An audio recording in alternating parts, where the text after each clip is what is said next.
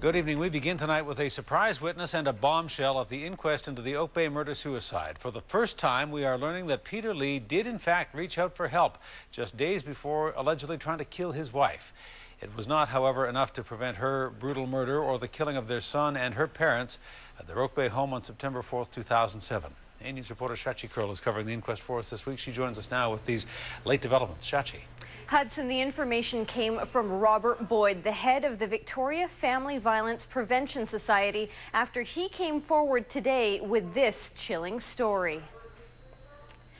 It turns out Peter Lee called the society on July 25th, 2007. He spoke to a staff member there, and that staff member told Boyd that Lee seemed odd because some of the things he said.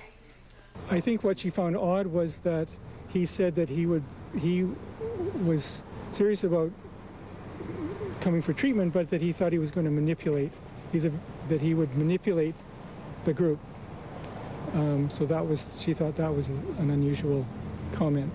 Peter Lee also told staff at the society that he was jealous to find his wife Sunny in a room with another man and that he feared his wife was having an affair. But what he didn't say was that he was thinking about or planning to kill his family.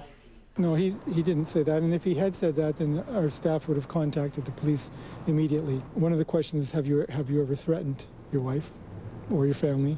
And he said that was checked off as indicating that the threats had been made.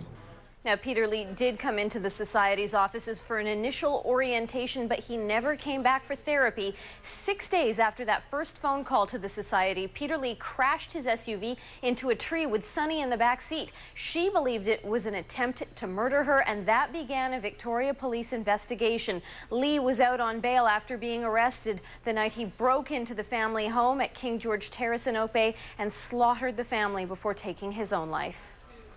Now, Hudson, Robert Boyd says he and his society struggled with whether or not to come forward with this information, only deciding to do so today because he felt he needed to underscore the importance of counseling for men in domestic violence cases. Still, the idea that Peter Lee did reach out only to kill his family in the end is an outcome Boyd called very difficult to accept. Now, Shachi, you also found out that this organization has suffered from government funding cutbacks. Tell us about that. That's right, Hudson. They used to receive 20% of their annual funding from the provincial government, but that was cut back in 2002.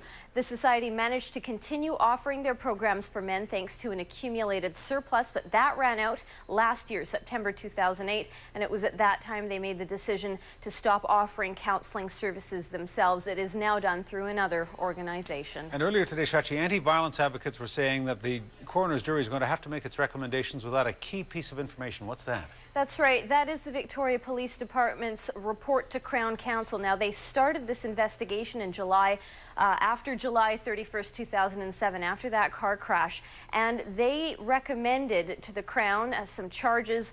That information would prove very crucial, ultimately, in the Crown deciding not to insist on holding Peter Lee, and he got bail, which is what allowed him to be out in the community during the month of August and in the wee hours of September 4th, 2007, when he broke into the family home and killed his family. All right, Shachi Curl reporting. Shachi, thank you. You're welcome.